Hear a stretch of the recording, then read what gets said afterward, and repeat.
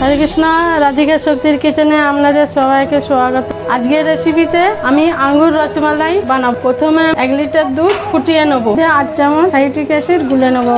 যতক্ষণ না দুধ কেটে যাচ্ছে ততক্ষণ আস্তে করে সাইট্রিক অ্যাসিডের জলটা মিশাতে থাকবো। ছানাটা কেটে গেছে, এবার আমি এর কাপড়ের মধ্যে ছেঁকে নেবো। দিয়ে আমি একটা কড়ার মধ্যে 5 বাটির মতো জল আর 2 বাটি চিনি দিয়ে দিলাম। দিয়ে একটা অন্য গ্যাসের মধ্যে 750 দুধ ফুটিয়ে অর্ধেক করে নেবো। ছানাটাকে হাতের চোটো দিয়ে ভালো করে মেখে সফট করে নেবো। এবার আমি ছোট ছোট গোল গোল পাকিয়ে নেবো। এর মধ্যে দুটো দুটো করে ছেড়ে দিচ্ছি। ছাড়ার পর ডাবু হাতের পেছনটা দিয়ে ভালো করে নেড়ে দিতে হবে। আঙ্গুর মালাইগুলো ডুবে গেছে, বুঝবেন যে এবার হয়ে গেছে, দুধ ফুটে গেছে। এবার আমি অর্ধেক বাটির মতন চিনি দিয়ে দিলাম আর 1 চিমটির মতন কেশর। এবার আমি এই বলগুলো ছাঁকনির মধ্যে ছেঁকে নেবো। ছেঁকে নিয়ে একটু রসটাকে টিপে দুধের মধ্যে ছেড়ে দেবো। লাস্টে কটা খিসা কাঠবাদাম আর পেস্তা ছড়িয়ে দেবো।